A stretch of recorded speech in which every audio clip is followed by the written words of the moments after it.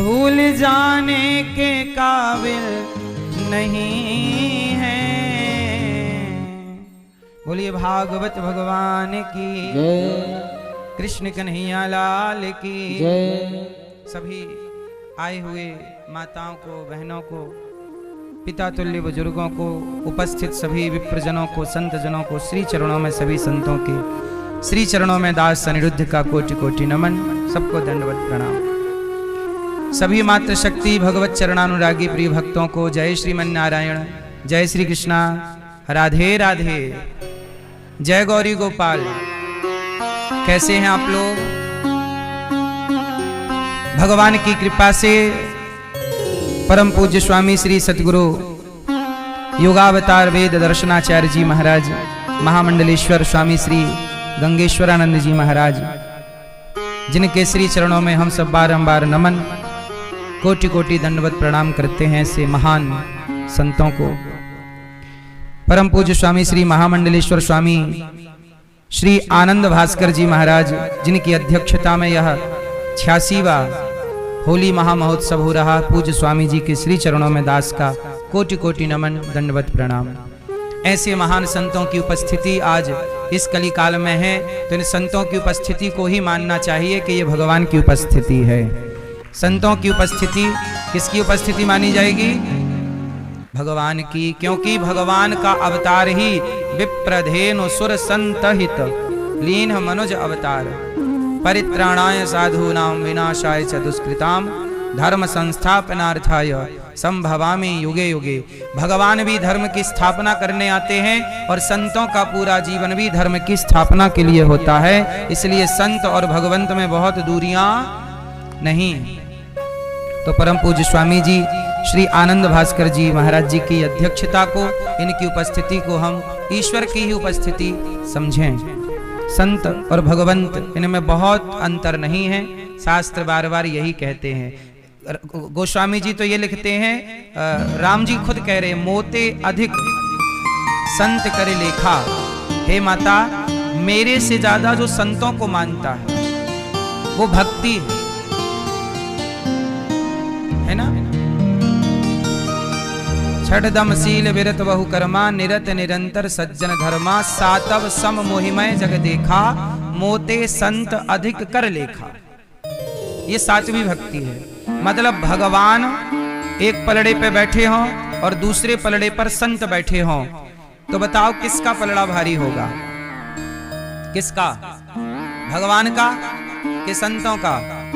क्यों? भगवान के पलड़े से भारी पलड़ा संतों का है। क्यों?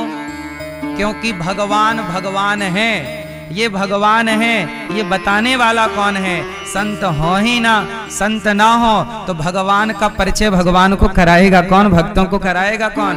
अरे ये भगवान है, ईश्वर में ये गुण है। किसने बताया? बिनु पग चलहि सुनहि बिनु काना, ऐश्वर्यस्य समग्रस्य धर्मस्य यश शास्त्री। किसने बताया कि ये लक्षण ईश्वर का है? संत ना होते तो कैसे पता लगता कि ये लक्षण ईश्वर का है, ये लक्षण भगवान का है? कैसे पता लगता? इसलिए तराजू के एक पलड़े पर भगवान को रखा जाए और दूसरे पलड़े पर संत को रखा जाए तो संत का पलड़ा भारी होगा, क्योंकि संत ना होते, कहते हैं ना कि जब भक्त नहीं होंगे भगवान कहाँ होगा। भगवान के भक्त ही ना हो, प्रहलाद ना होते, ध्रुव ना होते, नारद जी ना होते, हनुमान जी ना होते, शबरी ना होती, केवट ना होते, निषाद राज ना होते, जटायु ना होते, तो बताओ अर्जुन ना होते, तो बताओ भगवान को कौन जानता? किससे बताते? इसलिए भगवान से अधिक मोते अधिक संत कर लेखा।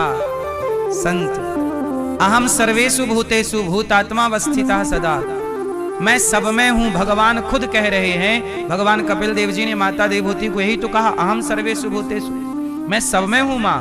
पर मैं सब में हूं, ईश्वर सब में है, ये बताएगा कौन? समझाएगा कौन? इसका बोध कौन कराएगा? इसलिए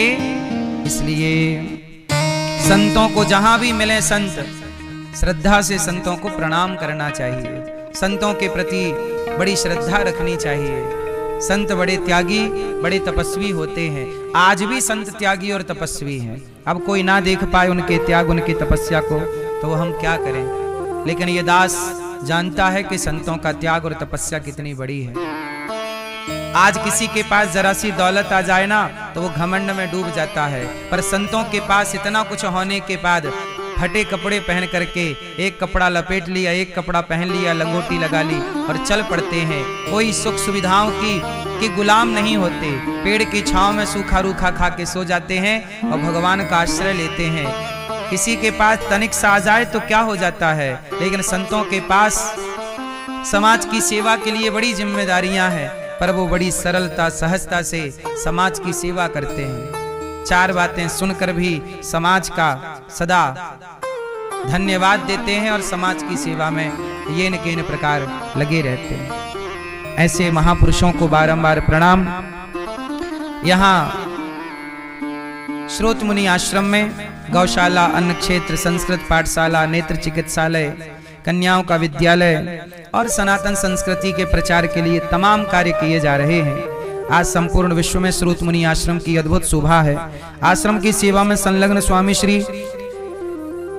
वेदानंद जी महाराज और स्वामी श्री अद्वैत मुनि जी महाराज संस्था का उत्तरोत्तर विकास कर रहे हैं। ऐसे सभी पूज्य संतों को मैं बारंबार प्रणाम करता हूँ, सभी के चरणों की वंदना करता हूँ। आइए भगवान की पावन चर्चा में प्रवेश करें सभी संतों का आशीर्वाद लेकर के। इस कथा में परीक्षित बन के श्रीमान समीर वधवा जी और श्रीमती भावना वधवा जी आप दिल्ली से कथा का रसपान कर रहे हैं। यजमान परिवार का भी खूब खूब स्वागत और वंदन। कल हम लोगों ने सुना कि राजा परीक्षित जी को 7 दिवस में मरने का शाप लगा। तो जिसे 7 दिन में मरना हो वो क्या करे। परीक्षित जी ने यही सवाल किया था। सुखदेव भगवान ने दिव्य वर्णन किया। भगवान श्रीमन्नारायण की नाभि सृष्टि का क्रम समझा रहे हैं ब्रह्मा जी के द्वारा। सुखदेव भगवान कि ब्रह्मा जी के नाभि से, भगवान श्रीमन्नारायण की नाभि से कमल, कमल में ब्रह्मा जी, और ब्रह्मा जी जब प्रकट हुए तो उन्हें अभिमान ना आए, इसलिए चतुश्लोकी भागवत जी का उपदेश किया गया है ना। अहमेवासमेवाग्रे नान्यद यद सत्सत परम। भगवान कहते हैं कि अहमेवासमेवाग्रे, अग्रे कौन है? जब कुछ नहीं था तो भी कौन थे, जब सब कुछ है तो कौन है, जब कुछ नहीं होगा तो कौन होगा। अपादान उपादान कारण कौन है, निमित्त कारण कौन है। यहाँ पर ये विषय बहुत कठिन है, पर मैं आपको बहुत सरल तरीके से समझाऊं। हमारे गुरुजन तो उन्हें इन विषयों को जब समझाते थे तो महीनों समझने में लग गए कि उपादान क्या है, निमित्त कारण क्या है। ये बड़ा कठिन सब्जेक्ट है, लेकिन आपको बहुत सरल तरीके से समझाता हूं। बताइए, भगवान श्रीमन्नारायण ब्रह्मा जी को भागवत सुनाए सर्वप्रथम। पहले भागवत 4 श्लोकों की थी, है ना। तो उस भागवत को सुनाने का मूल कारण था कि ब्रह्मा जी जब सृष्टि करेंगे तो ब्रह्मा जी को अभिमान ना आए, क्योंकि ज्ञान होगा तो अभिमान नहीं होगा। अच्छा, अभिमान क्यों आता है? पहले एक छोटा सा प्रश्न कर लूं आपसे, बताइए अभिमान क्यों आता है? उत्तर दीजिए। मैया, मैया, अभिमान क्यों आता है मेरी माँ? अभिमान तब आता है जब आप स्वयं को कर्ता मान लेते हैं, मैं करता हूं। यदि आप अपने को कर्ता मान लेंगे तो अभिमान जरूर आएगा कि देखो मैंने ये किया, मैंने ये किया। तो ब्रह्मा जी सृष्टि कर रहे हैं, भगवान ने आज्ञा की सृष्टि करो, उत्पत्ति करो, तो ब्रह्मा जी को अभिमान आने की संभावना है कि मैंने उत्पत्ति की, मैंने ये संसार बनाया। तो मूल में ही भागवत सुना दी कि ये ज्ञान धारण कर लो, आपको अभिमान नहीं आएगा। अभिमान क्यों आता है? जब आप स्वयं को कर्ता मान लेते हैं कि मैं करता हूं तो अभिमान आता है। लेकिन भागवत जी में क्या लिखा है? अहमेवासमेवाग्रे। भगवान कहते हैं कि जब कुछ नहीं था तो मैं था, जब सब कुछ है तो भी मैं हूं, जब कुछ नहीं रहेगा तो शेष मैं रहूंगा। इसे आओ सरल तरीके से समझते हैं। अच्छा मैया ये बताओ, ये क्या है? सब लोग बोलेंगे ये क्या है, जोर से। मैया, अंगूठी है, अंगूठी है। और ध्यान से देखो क्या है, अंगूठी है? अंगूठी नहीं है मेरी माँ, सोना है, गोल्ड। बोलो हाँ। अच्छा ये बताओ, अंगूठी बनने से पहले ये सोना क्या था? जोर से। अंगूठी बनने से पहले भी ये क्या था? सोना। और अंगूठी बना तो भी क्या है? और जब अंगूठी को हम भट्टी पे डाल देंगे, सुनार भाई से कहेंगे से पिघलाओ, तो अंगूठी तो समाप्त हो जाएगी, पर क्या शेष रह जाएगा? हाँ, आभूषण बनने से पहले भी सोना था, आभूषण बना तो भी सोना है, और आभूषण नहीं रहा तो भी सोना शेष है। उसी तरह जब ये प्रपंच, ये संसार नहीं था तो भी परमात्मा की सत्ता थी। जब ये संसार बना तो परमात्मा ही संसार के रूप में भासने लगा, दिखने लगा। जैसे सोना ही अंगूठी के रूप में दिखाई पड़ता है, ऐसे ईश्वर ही सृष्टि के रूप में दिखते हैं। और जब कुछ नहीं रहेगा तो शेष परमात्मा ही रह जाएंगे। इसलिए भगवान का नाम है शेष। ईश्वर का नाम क्या है? इसलिए भगवान नारायण किस पर सवार हैं? शेष नाग पर। अब प्रश्न खड़ा कि भगवान शेष पर क्यों लेटे हैं? क्या भगवान के लिए गद्दा नहीं मिला? शेष पर क्यों? हर देवी देवता के वाहन अलग अलग हैं। किसी का कमल वाहन, किसी का कोई कमल पर विराजा, कोई चूहे पर, कोई उल्लू पर, कोई गरुण पर। भगवान का वाहन गरुण भी है। पर जब भगवान सैया बनाते हैं तो शेष की सैया बनाते हैं। किसकी सैया है? शेष नाग भगवान। शेष क्यों? भगवान शेष पर क्यों लेटे हैं? क्योंकि ये धरती में यदि शेष कोई है तो परमात्मा ही शेष भगवान श्रीमन नारायण, और कोई शेष रहेगा ही नहीं, क्योंकि किसी की सत्ता है ही नहीं। सत्ता ना आपकी है ना हम। अच्छा, सत्ता आभूषण, सत्ता अंगूठी की है कि सोने की? बोलो, सत्य अंगूठी है कि गोल्ड है?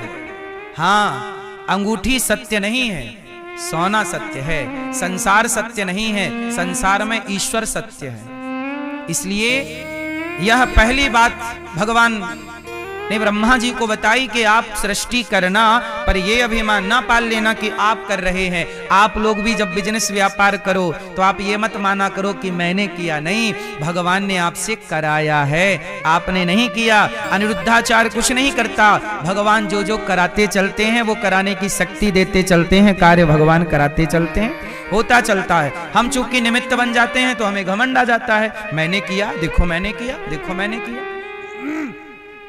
लेकिन मैंने किया ये केवल अभिमान है।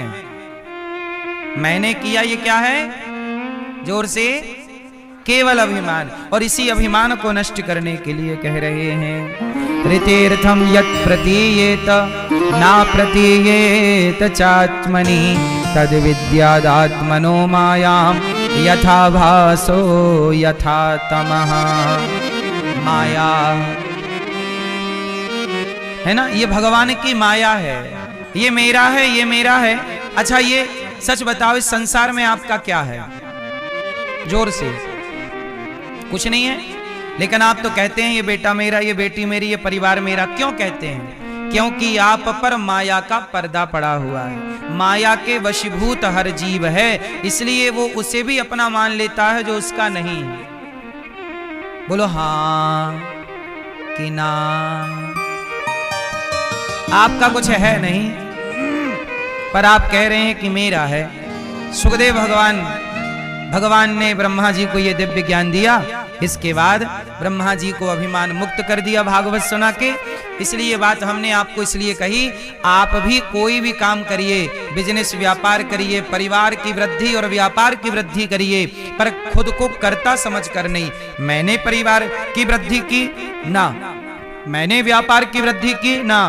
परिवार और व्यापार की वृद्धि किससे हो रही है? भगवत कृपा से। किसकी कृपा से? अच्छा ये बताओ, अंक बड़ा कि शून्य बड़ा? अंक 1 2 9 8 7 अंक बड़ा कि शून्य बड़ा? 0। कौन बड़ा? जोर से मैया, कौन बड़ा? जोर से है? कौन बड़ा? 0 बड़ा। कहां पढ़े हो? 0 कब से बड़ा हो गए? तो ऐसा करो फिर, चेक में हम 5 0 भर के देते हैं, भंजा लेना। अंक के बिना 0 की कोई वैल्यू है? बोलो। अंक और शून्य शून्य की वैल्यू तब होगी जब सामने अंक खड़ा होगा। 1 है तो पीछे शून्य लगा दो तो संख्या हो गई 10, 2 शून्य लगा दो संख्या हो गई 100, 3 शून्य लगा दो संख्या हो गई। शून्य अंक को 10 गुना बढ़ाता है, लेकिन याद रखिएगा शून्य तब बढ़ाएगा जब सामने अंक होगा। अंक होगा ही नहीं तो शून्य अकेला क्या कर लेगा। उसी तरह राम नाम एक अंक है, बाकी साधन शून। राम रहे 10 गुण है, राम बिना सब शून। राम ही अंक है और आप और हम कौन हैं? शून्य है। हम और आप शून्य है, परमात्मा अंक है। जब आप अपने आप को भगवान से जोड़ देंगे तब आपका व्यापार परिवार 10 गुना बढ़ेगा। और जब आप भगवान से अपने आप को अलग कर लेंगे, शून्य संख्या से अलग हो जाए तो शून्य शून्य ही रहेगा। शून्य बढ़ता तब है जब संख्या से, अंक से जुड़ जाए। उसी तरह जो जीवात्मा परमात्मा से जुड़ जाता है उसका व्यापार, उसका परिवार 10 गुना बढ़ जाता है। इसलिए अपने आप को परमात्मा से जोड़ करके रखिएगा। बात समझ में आई कि नहीं? आप और हम कौन हैं? कौन है? शून्य है, 0 है। हमारा कोई अस्तित्व नहीं है। अस्तित्व तो ईश्वर का है। इसलिए अपनी सत्ता स्वीकार नहीं करनी चाहिए, भगवान की सत्ता को स्वीकार करना चाहिए। मुझे लगता है, अच्छा बताओ, बार बार मैं आप लोगों को एक बात कहता हूं कि अपनी सत्ता मत स्वीकार करो। क्या आपकी कोई सत्ता है? किसकी सत्ता है? यह बात समझने की है। भगवान को यह दिव्य पावन चरित्र सुखदेव भगवान ने परीक्षित जी को सुनाया। अब सुखदेव भगवान से परीक्षित जी ने कहा कि हे गुरुदेव ये बताओ, परीक्षित जी ने कहा कि हे प्रभु ये बताओ कि भगवान का प्रभाव आपने बहुत बताया कि ब्रह्मा जी को प्रकट करने की ताकत है, सब कुछ कर सकते हैं भगवान। ये बताओ इतने बड़े परमात्मा का स्वभाव कैसा है, निक स्वभाव का वर्णन कीजिए। तब सुखदेव भगवान राजा परीक्षित जी से कहते हैं कि सुनो, भगवान का स्वभाव ऐसा है कि भगवान विदुर जी के घर दुर्योधन के घर शांति का प्रस्ताव लेकर के गए। ये उन दिनों की बात है जब दुर्योधन का जन्म हुआ। तब विदुर जी ने कहा सएष दोषः पुरुषद्विडास्ते ग्रहान प्रविष्टो यमपत्यमत्या। भगवान सुखदेव जी कहते हैं कि विदुर जी महाराज ने कहा था सएष दोषः, हे धृतराष्ट्र ये जो तुम्हारा बड़ा बेटा है ना ये दोष युक्त है।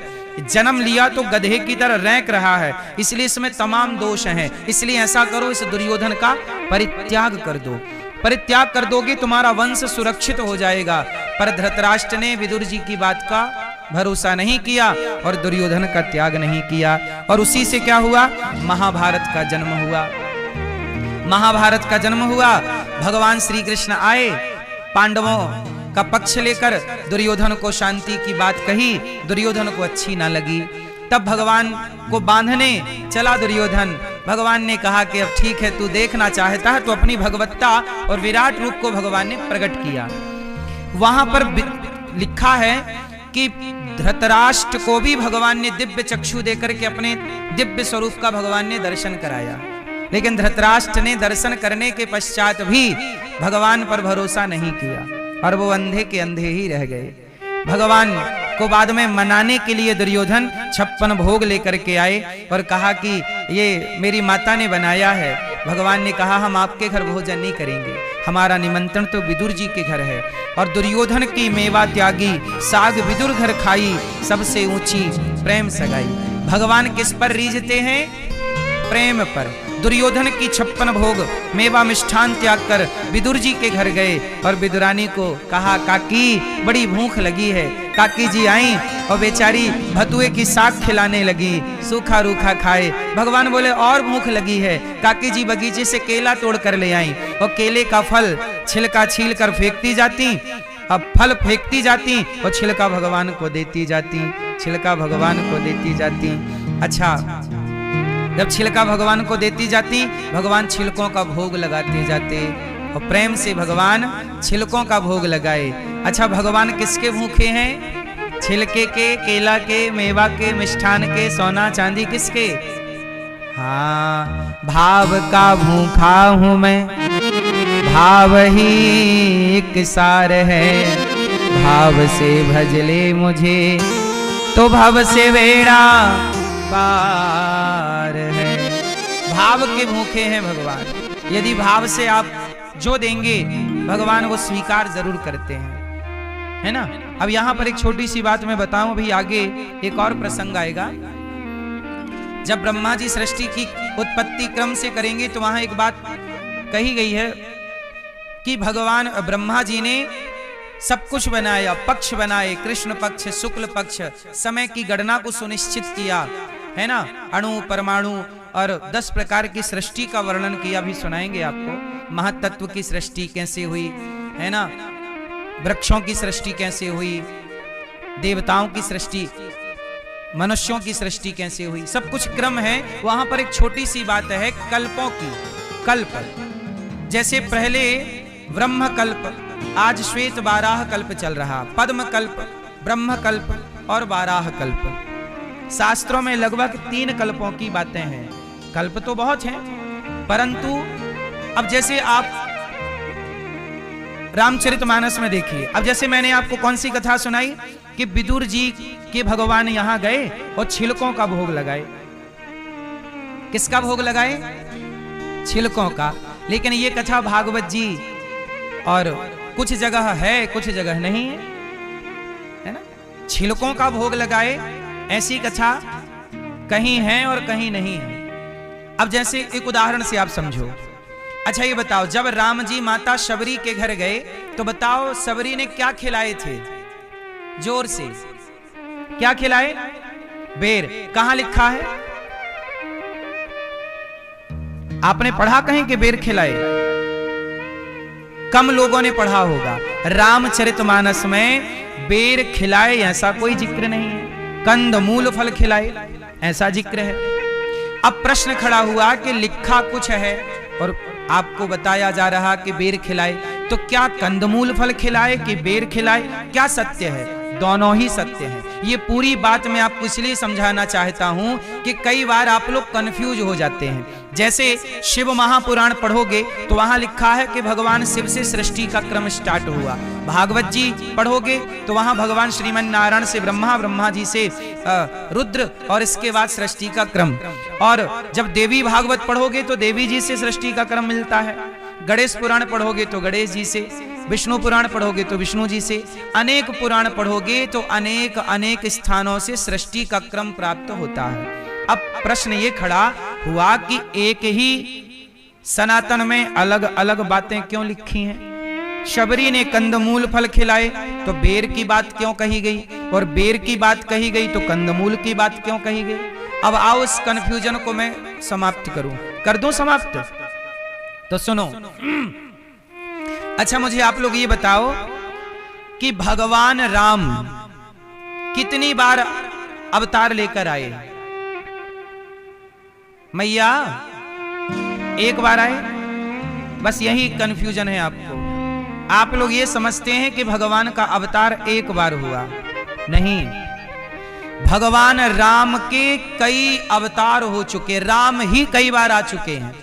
अच्छा रावण कितने बार आया? आप कितने रावण को जानते हैं? एक। अब आओ मैं आपको 4 रावणों की हिस्ट्री बताता हूं। ये सारी बात इसलिए बतानी पड़ रही है मुझे ताकि जब मैं कल्पों की बात कहूं तो आपको कंफ्यूजन ना हो। 4 रावण। रामचरितमानस में कितने रावणों की कथा है? 4। सुनो। पहला रावण जय और विजय। भगवान नारायण के द्वारपाल थे 2। क्या नाम था? जय और विजय। उन्हें सनकादियों ने शाप दिया और शाप के कारण वह क्या बन गए? राक्षस बने। क्या बने? हिरण्याक्ष, हिरण्यकश्यपु सतयुग में, त्रेता में रावण कुंभकर्ण और द्वापर में शिशुपाल दंतवक्र। क्लियर है? तो पहले में कौन अवतार लिया? जय और विजय रावण बन के आए, पहला। दूसरा, नारद शाप दीन है एक बारा। नारद जी ने शिव के गणों को, भगवान शंकर के 2 गण थे, उन्हें नारद जी ने शाप दिया, वह भी शाप के कारण रावण कुंभकर्ण बने। तीसरा, पंजाब में जलंधर है। बोलो हाँ, जालंधर है कि जलंधर है? जलंधर है। जालंधर नाम का एक व्यक्ति, एक राक्षस है, जो कि अगले जन्म में क्या बना? रावण बना, जिनसे तुलसी वृंदा का विवाह हुआ था। बाद में तुलसी जी की कथा वहीं से स्टार्ट है। तो वृंदा के पति जलंधर वह रावण हुआ, और चौथी बार प्रताप भानु नाम का एक राजा रावण हुआ। तो कौन कौन रावण? जय विजय, शिवगण, प्रताप भानु और जलंधर। कितने हो गए? 4। तो ये 4 रावण हैं, और चारों रावण को राम जी ने मारा, और एक साथ नहीं मारा। एक युग में ये वाला रावण आया, फिर दूसरे युग में दूसरा आया, तीसरे युग में तीसरा, युगे युगे, हर युग में नहीं। अच्छा ये बताओ, जैसे सोमवार के बाद क्या आएगा? मंगलवार। मंगलवार के बाद क्या आएगा? ये तो क्लियर है ना कि मंगल के बाद बुध ही आएगा। बोलो हाँ। ऐसे ही कलयुग चल रहा है। कलयुग के बाद कौन सा युग आएगा? जोर से। सतयुग। फिर सतयुग के बाद त्रेता, फिर द्वापर। 4 युग है ना, तो चारों घूमते रहते हैं। कलयुग के बाद फिर सतयुग, त्रेता, द्वापर, कलयुग। सतयुग, त्रेता, द्वापर, कलयुग। ऐसे कई बार युग बीत गए। तो किसी त्रेता में ये रावण प्रताप भानु बना, किसी में जलंधर बना, किसी में जय विजय बने। तो आप लोग, हम लोग जिन रावण की कथा सुनते हैं, ये वर्तमान में जो रावण था, इस कलयुग के पहले जो त्रेता गया, उसमें जो रावण को राम जी ने मारा, वो कौन सा रावण था? बताओ, वो कौन सा रावण था? इन 4 रावणों में वो कौन सा रावण था जिस रावण के लिए रामचरितमानस तुलसीदास जी ने लिखी? चलो बताओ, बताओ। रामचरितमानस में जिस रावण का उल्लेख है, इन 4 रावणों में वो कौन सा रावण है जिस रावण को तुलसीदास जी ने लिखा है? कौन सा रावण है वो? वो रावण है प्रताप भानु। वो रावण कौन सा है? जोर से। प्रताप भानु नाम का रावण। इसलिए तुलसीदास जी ने प्रताप भानु की कथा सबसे आखिरी में कही, और प्रताप भानु की जब कथा कही, उसके बाद सीधे रावण के अवतार की बात कर दी। तो प्रताप भानु ही रावण बना, और रावण जब बना तो राम जी उसके कल्याण के लिए अवतरित हुए। तो देखो, एक बार जब प्रताप भानु के लिए राम जी आए, तब शबरी के कंद मूल फल खाए, और जब जय और विजय के लिए राम जी अवतार लेकर आए, तब झूठे बेर खाए। तो अलग कल्प में, उस कल्प में वो कथा थी, इस कल्प में बोलो हाँ ये कथा थी।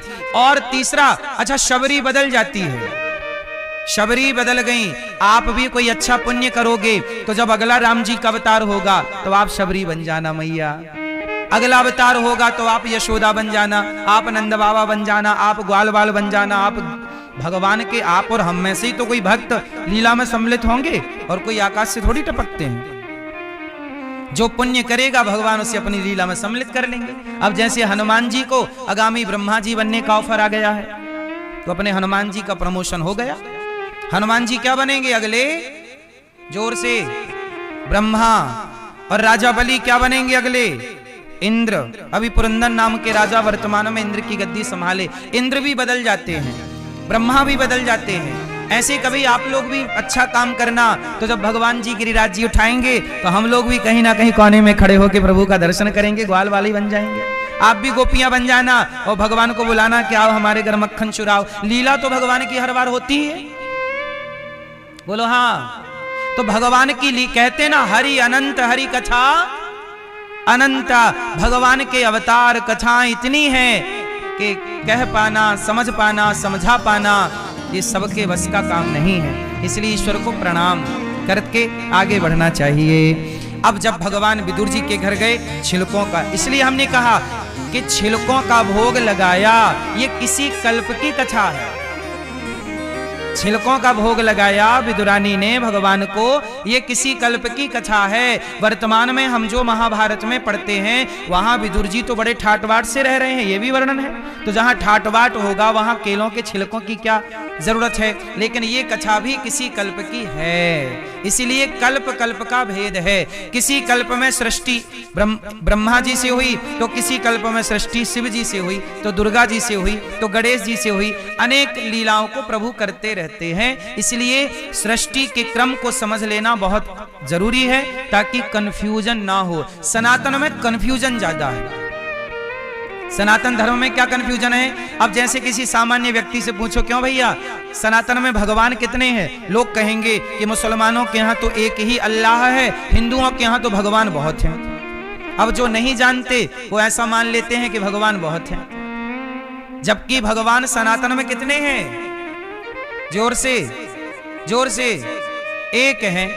हमारे यहाँ भगवान अलग हैं और देवता अलग हैं, लेकिन ना जानने वाले लोग देवताओं को भी भगवान मान लेते हैं और कहते हैं तुम्हारे तो 33 कोटि भगवान है।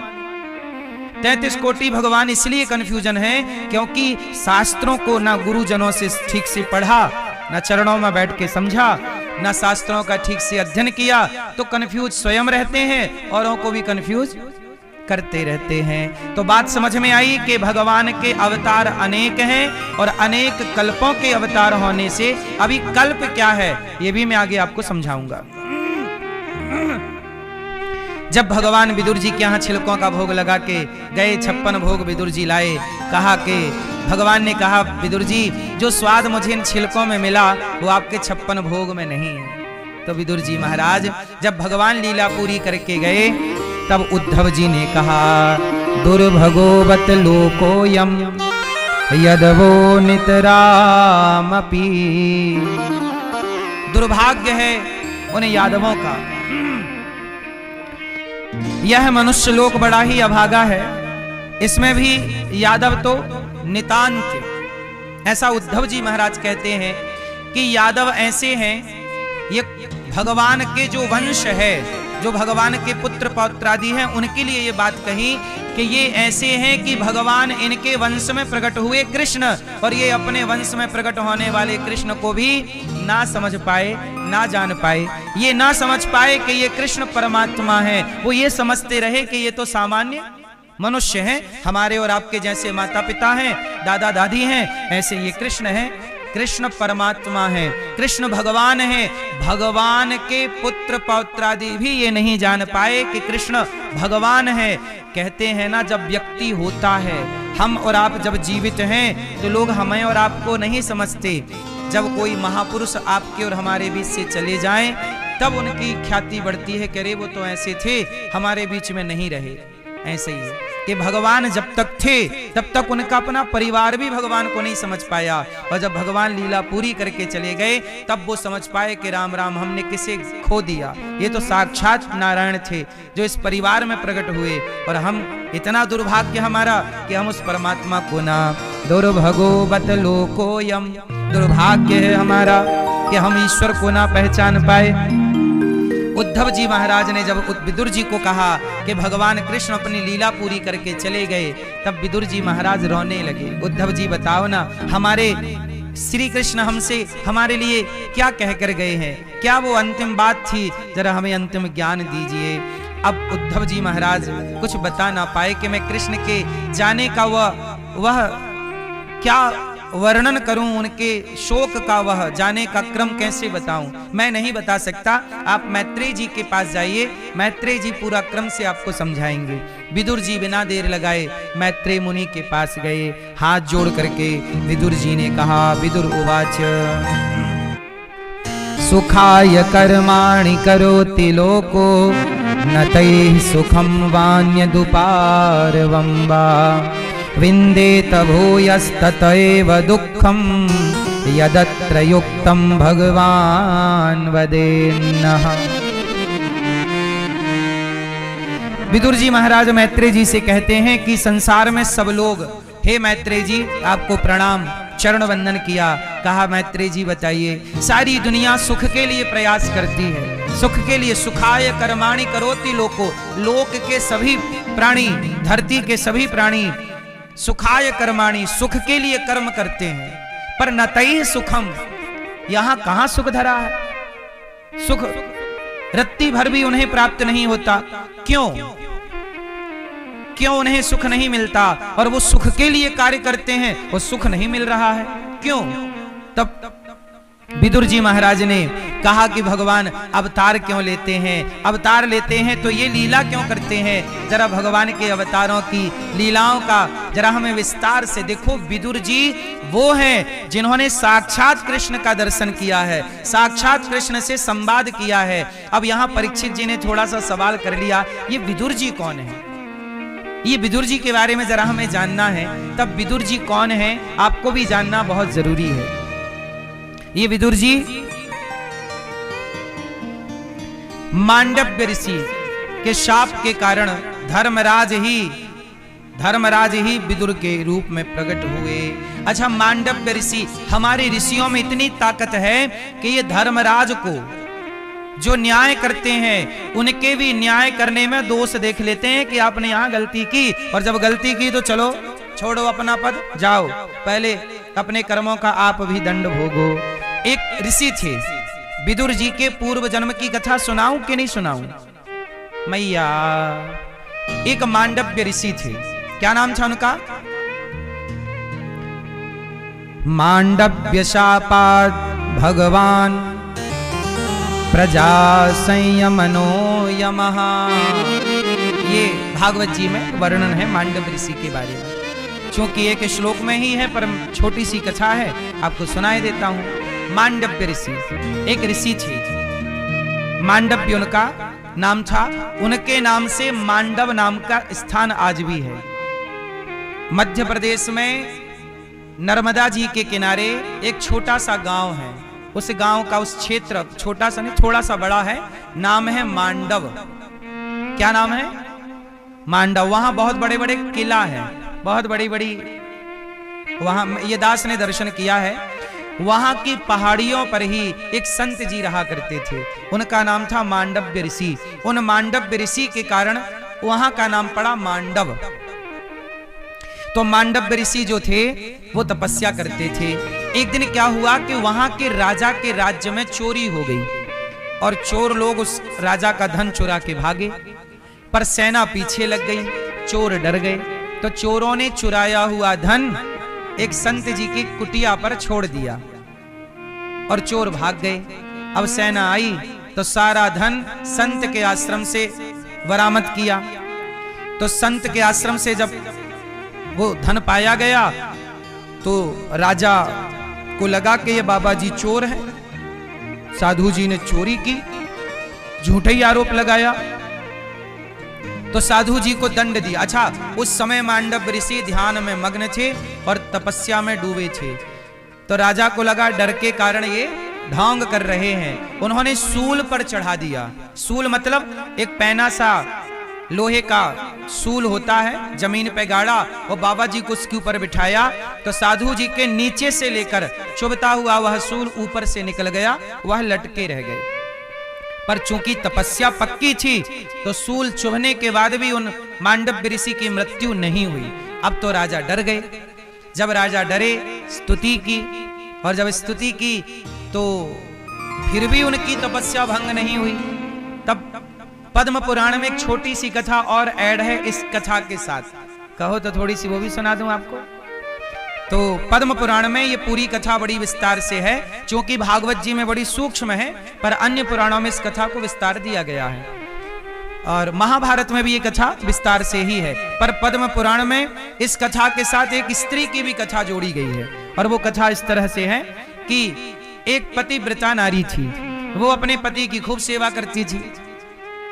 अब देखो, नारी धर्म के बारे में आप यहां समझ सकते हैं, एक कथा से दूसरी कथा जुड़ी होती है, इसलिए दास ने प्रसंगवश वो कथा आपको सुनानी उचित समझी। एक नारी थी, बड़ी पतिव्रता थी, और वो अपने पति की सेवा बहुत करती। एक दिन क्या हुआ, उसके पति को ना शरीर में कोढ़ हो गया। कोढ़ एक रोग होता है, पूरे शरीर में मावाद बन करके, और पूरा शरीर की जो चमड़ी थी ना, गल गल के जमीन पे गिरने लग गई। वो नारी फिर भी अपने पति की सेवा बड़े प्रेम से करती और पति की आज्ञा का पालन करती। बड़ी पतिव्रता नारी थी, पर पति को कोढ़ हो गया, शरीर से दुर्गंध आने लगी, कोई उसके पास बैठता नहीं था, कोई उस आदमी से बात नहीं करता, घिन आती उसे देखने से, इतना गंदा हो चुका था उसका शरीर। पर उसकी पत्नी बड़ी श्रद्धा से उसके नहलाती धुलाती और प्यार से खिलाती पिलाती। एक दिन क्या हुआ कि वह कोढ़ी आदमी बाहर बैठा था कि वहां उस राज्य की एक सुंदर सी स्त्री जो नृत्यांगना थी, जो नाचती थी राजा के दरबार में, वो वहां से सज धज करके गुजरी। तो जब गुजरी तो ये कोढ़ी आदमी ने उस नारी को देखा और देखते ही इसका मन उस स्त्री में चला गया।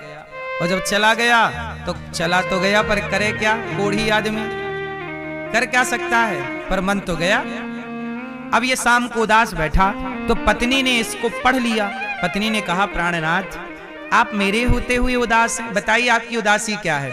पत्नी पतिव्रता नारी क्या होती है, जरा इस पूरी कहानी से आप समझिएगा। उस नारी ने कहा अपने पति से, आप उदास क्यों हैं, अपनी उदासी का कारण तो बताइए। तब पति ने सकुचाते हुए कहा कि देखो तुम तो मेरी पत्नी हो, मैं तुमसे क्या छिपाऊं, लेकिन आज मैं बाहर बैठा था तो वो स्त्री जो अपने पड़ोस में रहती है ना, वो वहां पर नृत्यांगना राजा के यहाँ नाचती है, आज मैंने उसे देखा, बहुत सुंदर है, एक बार मुझे उससे मिलवा दो, उससे मिलने का मन कर रहा। सोचो जरा, आपके पति आपसे ऐसा कहते कि पड़ोसन से मिलने का मन कर रहा है, तो आप क्या हालत करती, उसका हलवा बना देती। लेकिन वो पत्नी बोली कि अच्छा ठीक है, आपके मन में यदि उस स्त्री का भाव है तो मैं जरूर उस स्त्री से बात करती हूं। अब जरा सुनिएगा, अब ये पतिव्रता नारी उस स्त्री, अच्छा वो स्त्री कौन थी? वो स्त्री नृत्यांगना थी, सामान्य भाषा में कहें तो वो वैश्या थी। उस वैश्या में इस कोढ़ी का मन आ गया, सुंदर थी। अब ये पतिव्रता नारी उस वैश्या के घर सवेरे सवेरे जाती, उसके घर झाड़ू लगाती, बर्तन धुलती, काम करके आ जाती, रोज का नियम। एक दिन वैश्या ने सोचा कि मेरे घर झाड़ू पोंछा कौन कर जाता है। उसने चुपके से देखा तो ये झाड़ू लगाती पकड़ी गई। वैश्या ने चरण पकड़ लिए, देवी तुम तो बड़ी पतिव्रता नारी हो, तुम तो बड़ी दिव्य नारी हो, तुम्हारे तो बड़े चर्चे हैं कि तुम बड़ी पतिव्रता, तुम्हारा पति कोढ़ी है पर तुम उनकी सेवा बहुत करती हो, और मैं तो ठहरी वैश्या, मुझे वैश्या के घर में भला एक पतिव्रता नारी झाड़ू क्यों लगा रही है, देवी कारण बताइए। तब वह पतिव्रता नारी बोली कि देवी मेरे पति ने आपको देखा और आप में उनका मन आ गया, ऐसा करिए कि एक बार मेरे पति से मिल लीजिए। अब वो पतिव्रता नारी की बात वो वैश्या टाल ना पाई, तो वैश्या ने कहा कि ठीक है, आप ना कल शाम को अपने पति को भेज देना मेरे पास। वैश्या थी, भेज देना भाई, पर तुम्हारे पति ना बीमारी से ग्रसित हैं, सुना है कि कोढ़ हो गया है, पूरे शरीर में माबाद रहती है, दुर्गंध आती है। वैश्या बोली संभव तो नहीं है, पर आप पतिव्रता हैं, आपकी आज्ञा में काट नहीं सकती, आप भेज देना कल रात्रि को। अब तो ये पतिव्रता नारी खुशी खुशी गई घर, अपने पति से कहा हो गया काम, कल आप चले जाना, आपका मन था ना मिलने का, मैंने मना लिया उसे, अब आप जाना और आप मिल लेना, आपका मन था मिलने का। एक नारी अपने पति की खुशी के लिए सब काम कर रही है, चूंकि पतिव्रता है, पति की आज्ञा ही उसको माननी है, चाहे वो आज्ञा सही हो या गलत। धर्म को समझना बड़ा सरल नहीं है मेरी माँ, गहन है, ये बहुत कठिन बात है समझना। चलो अब शाम हुई, उसका पति तैयार हुआ, बढ़िया कपड़े वपड़े पहन के, और वैश्या के पास जाना है, बड़ा खुश है। और जैसे ही घर से चला, एक उसका पांव पत्थर से टकराया और गिरा तो पांव में मोच आ गई, और ऐसी मोच आई कि वो एक कदम भी चल ना पाया। अब नहीं चल पाया तो रोने लगा, अब तो मैं कैसे जाऊंगा, वैश्या के पास आज रात को बुलाया है, अब मैं जा नहीं सकता, रोने लगा बेचारा। अब जब रोने लगा, पत्नी ने देखा कि मेरा पति रो रहा है, तो पत्नी ने कहा चिंता ना करो, आपके पांव में मोच है, वो तो ठीक हो जाएगी, मैं आपको लेकर चलूंगी। पति बोला मैं नहीं जा सकता, एक कदम भी नहीं चला जाता। पत्नी बोली कोई बात नहीं, मैं अपने कंधे पर बिठाकर आपको ले चलूंगी। अब शाम हुई तो पत्नी ने अपने पति को अपने कंधे पर बिठाया। ये पद्म पुराण की कथा है, जो लिखी थी वही दास ने आपको सुनाई है। तो नारी ने कहां बिठाया अपने पति को? जोर से। एक पतिव्रता नारी अपने पति को अपने कंधे पर बिठाती है और वैश्या के घर ले जाती है, पर शाम को निकलती है, कोई देख ना ले, गांव के अंदर से नहीं जाती, जंगल के रास्ते से जाती है। कोई देखेगा तो सवाल करेगा कि पति को कंधे पर बिठा के कहां जा रही हो, क्या बताएंगे कि वैश्या के घर जा रहे हैं। मेरे पति की बड़ी बदनामी होगी, पति को बदनामी से भी बचाना है। तो जंगल के रास्ते गई। अब पति कंधे पर बैठे हैं और नारी कंधे पर बिठाकर पति को जंगल के रास्ते उस वैश्या के घर लेकर जा रही है। अब सुनिएगा, उसी रास्ते पर मांडव ऋषि की कुटिया थी। अब यहां से मांडव ऋषि की कथा इस कथा से मिल जाएगी, है ना। अन्य पुराणों में केवल मांडव ऋषि की कथा है, ये कथा ऐड नहीं है, पर पद्म पुराण में उस कथा में ये कथा भी ऐड है। तो सुनिएगा, मांडव ऋषि को सूल पर कुटिया पर ही लटकाया गया था। जब राजा की सेना ने देखा कि राजा का चुराया हुआ धन यहां प्राप्त हुआ, तो चोर समझकर साधु को सूल पर टांग दिया। नीचे से सूल चुभता हुआ और साधु जी लटके, और चूंकि तपस्या पक्की थी लटके रहे। अब ये पत्नी रात के समय जब अपने पति को कंधे पर बिठाकर चली, तो साधु जी का पांव सूल पर टंगे थे, साधु जी का पांव लटक रहा था और ये पति कंधे पर था। तो पति का, इस नारी के पति का सिर बाबा जी के पांव से टकरा गया, और जैसे ही टकराया तो साधु जी की तपस्या भंग हो गई। और तपस्या जब खुली तो उन्होंने देखा कि मैं सूल पर लटका हूं। तुरंत उन्होंने शाप दे दिया, जिसके कारण मेरी समाधि खुली, तपस्या भंग हुई। जाओ, मैं शाप देता हूं, जिसने मुझे स्पर्श किया वह सूर्योदय होते ही उसकी मृत्यु हो जाएगी। अब ये सुना कोढ़ी ने, क्योंकि कोढ़ी के स्पर्श से साधु जी की तपस्या टूटी। तो अब तो कोढ़ी रोने लगा, हे भगवान, मैं तो चला था वैश्या का स्वाद लेने, मैं तो मर गया, ये तो शाप मिल गया साधु जी। अब वो लगे रोने। तब उस कोढ़ी की पत्नी ने अपने पति को रोते हुए देखा, कहा कि स्वामी आप रोइए ना। साधु जी ने कहा है कि जब सूर्योदय होगा तो ही आपकी मृत्यु होगी। मैं यदि पतिव्रता नारी हूं, यदि मैंने अपने पति के हर आज्ञा का पालन किया, और मैंने यदि पति के सिवा पर पुरुष के बारे में सोचा भी नहीं, स्वप्न में भी चिंतन ना किया हो, यदि मैं पतिव्रता नारी हूं, तो गंगा और यमुना को साक्षी मानकर, दिशाओं को साक्षी मानकर मैं प्रतिज्ञा करती हूं, हे सूर्य भगवान, जब तक मैं ना कहूं आप उदय मत होना, क्योंकि आपके उदय होते ही मेरे पति की मृत्यु हो जाएगी। आप उदय मत होना, क्योंकि आपके उदय होते ही मृत्यु होगी। उस पतिव्रता नारी ने जल छोड़ दिया प्रतिज्ञा लेकर कि मैं पतिव्रता हूं, तो सूर्य भगवान आप उदय मत होना। साहब हाहाकार मच गया सृष्टि में। पद्म पुराण में लिखा है कि देवता घबरा गए, ब्रह्मा विष्णु महेश आए, देवी क्या कह रही हो? सूर्य भगवान थरथर कांप गए, मैं नहीं जाऊंगा, आज का सूर्योदय नहीं होगा। कहते हैं बहुत समय बीत गया, सृष्टि अंधकार से भर गई, सूर्योदय ही नहीं हुआ, क्योंकि सूर्योदय होता तो उसके पति की मृत्यु हो जाती। हाहाकार मचा, सूर्योदय नहीं होगा। अब तो जब हाहाकार मचा, सबने स्तुति की उस नारी से, उन्होंने कहा नहीं, जब तक मेरे पति के प्राणों की रक्षा की आप गारंटी नहीं देंगे, तब तक मैं सूर्य को आज्ञा। सोचिए एक पतिव्रता नारी कितनी बड़ी है। सूर्य की गति को भी ब्रह्मा विष्णु महेश तीनों को माता अनुसुईया ने गोद में खिलाया कि नहीं? पातिव्रत धर्म के कारण ब्रह्मा विष्णु महेश परीक्षा लेने आए, और भगवान ने परीक्षा ली और माता से कहा कि भिक्षा दो, पर भिक्षा तो तब लेंगे जब आप अपने वस्त्र उतार देंगे। माता ने जल छोड़ा और तीनों को बच्चा बनाकर माता अनुसुईया ने दूध पिलाया। पातिव्रता नारी क्या नहीं कर सकती। इसलिए कहता हूं कि नारी का एक ही व्रत है, पातिव्रत। यदि आप पतिव्रता हैं तो ही आप नारी हैं, तो ही आप पूज्य हैं। इसलिए हर स्त्री को पतिव्रता होना चाहिए। हम सनातनी है ना, हम हर नारी को पतिव्रता, हर बेटे से उम्मीद करते हैं कि वो श्रवण कुमार होगा, हर पुरुष से उम्मीद करते हैं कि वह चरित्रवान होगा, राम जैसा होगा, मर्यादित, और हर नारी से उम्मीद करते हैं कि वह सीता जैसी पवित्र होगी, अनुसुईया जैसी पतिव्रता होगी।